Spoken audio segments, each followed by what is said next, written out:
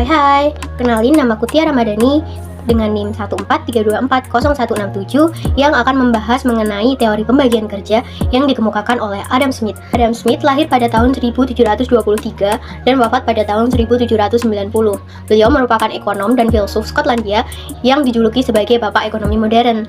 Melalui karyanya The Wealth of Nations, beliau mengemukakan konsep mengenai pembagian kerja sebagai peningkatan produktivitas. Menurut Adam Smith, pembagian kerja adalah memecah satu pekerjaan besar menjadi tugas-tugas kecil, dan setiap tugas itu dikerjakan oleh masing-masing orang sesuai keahliannya. Tujuannya apa? Tujuannya agar pekerjaan itu cepat selesai, efisien, dan lebih produktif. Adam Smith pernah menceritakan contoh terkenal dari sebuah pabrik peniti. Ketika satu pekerja membuat peniti dari awal sampai akhir, mereka hanya mampu membuat 1-20 peniti per hari.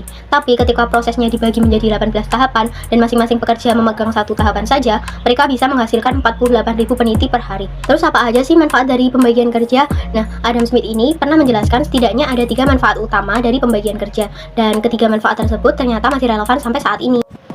Yang pertama, meningkatkan keahlian dan spesialisasi. Ketika seseorang mengerjakan satu tugas yang sama secara berulang-ulang, mereka akan menjadi lebih cepat, lebih teliti, dan juga lebih terampil. Nah, spesialisasi ini dapat meningkatkan output tanpa harus menambah tenaga kerja. Nah, yang kedua, menghemat waktu. Tanpa adanya pembagian kerja, pekerja harus bolak-balik, mencari alat, dan juga memikirkan langkah selanjutnya. Nah, dengan adanya pembagian kerja, waktu yang terbuang itu benar-benar berkurang, dan semua proses menjadi lebih lancar. Yang ketiga, mendorong inovasi.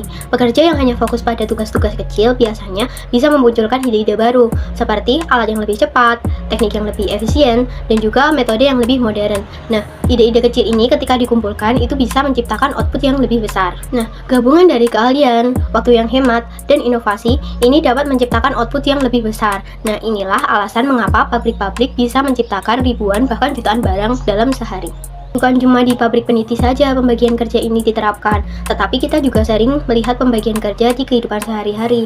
Contohnya, di restoran cepat saji. Di restoran cepat saji juga menerapkan pembagian kerja. Seperti contohnya, ada yang memasak, ada yang menyajikan, ada juga yang mengantar makanan. Nah, hal ini membuktikan bahwa meskipun teori ini sudah bertahun-tahun, tetapi ini masih relevan di kehidupan sehari-hari saat ini. Namun, teori ini juga memiliki kekurangan, di antaranya adalah pekerjaan menjadi monoton dan membosankan, pekerja kehilangan kreativitas karena hanya mengerjakan satu tugas kecil saja, dan juga yang terakhir, ketika satu tahapan terhenti, maka seluruh kegiatan produksi juga ikut terhenti. Jadi, singkatnya, menurut Adam Smith, pembagian kerja adalah alasan mengapa dunia kita saat ini menjadi lebih produktif. Dengan memecah satu tugas besar menjadi tugas-tugas kecil, dan fokus pada keahlian tertentu, efisiensi akan meningkat dan inovasi akan muncul. Nah, tanpa teori ini, mungkin saat ini kita masih mengerjakan atau membuat barang satu persatu dari awal sampai akhir secara manual.